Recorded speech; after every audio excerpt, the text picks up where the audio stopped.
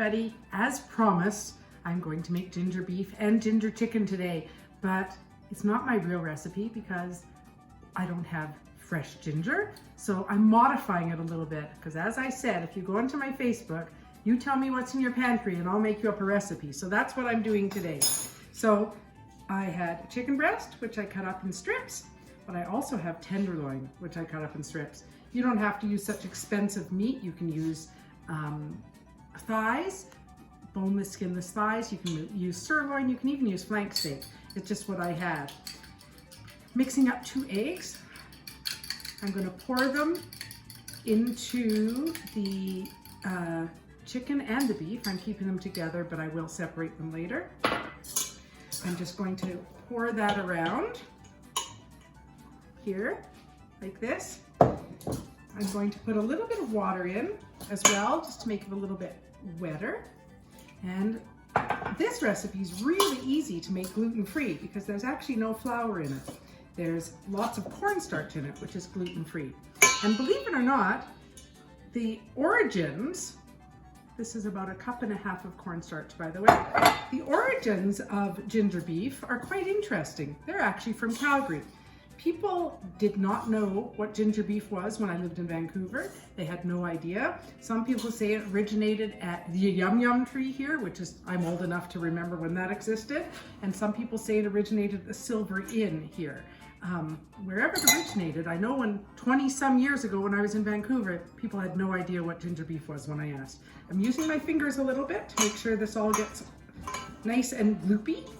I have a frying pan here, an electric frying pan filled with oil. And here's the, I'm such a health nut. I'm just going to lay this in. Should be nice and hot.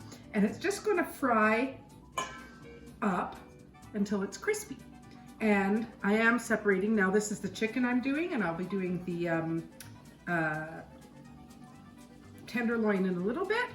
And then I'm going to show you, after I have this all fried up, I'm going to put it on that tray that's sitting with paper towel to drain off all the fat. This is not a healthy recipe, but it's certainly a yummy recipe.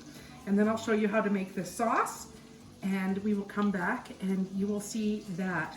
And I felt like ordering in Chinese food, but sometimes that's just not really possible. So I had this in the house, so we're gonna try making our own Chinese food tonight. Come back in a little bit. I'll come back in a little bit, and I'll show you how this is all fried up, and then we'll do the second part.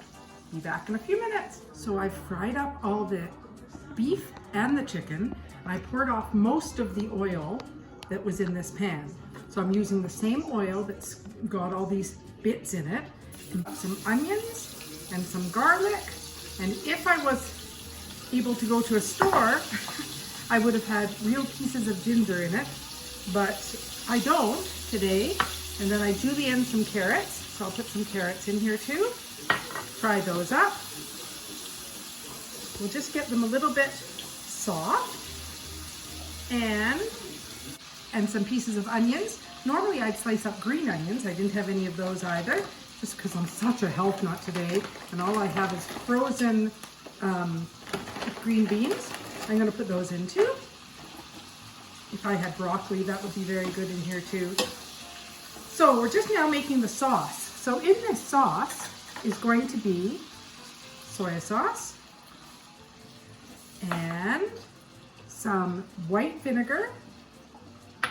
And I'm going to put a bit of rice vinegar in.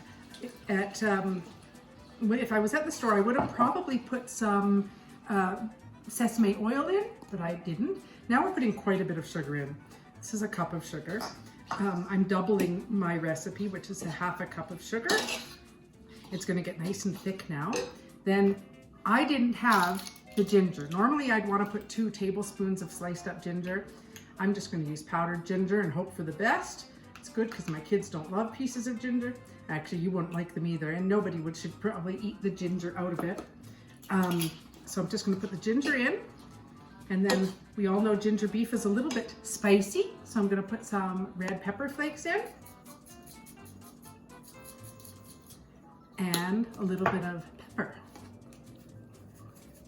Now this sauce will thicken when I put the chicken or the beef in here that has been sitting in the cornstarch and egg, because the cornstarch is a natural thickener, so it will thicken this. So I'm going to do the beef first. I was thinking of my late husband's mother while I made this. She loved ginger beef, and I loved her. And she would have loved if I would have made this for her, because when we went for Chinese food, it's one of her favorite things, but she would pay extra to have them make it with tenderloin rather than what she called mystery meat. She never wanted it made out of mystery meat. She wanted it made out of the real good stuff.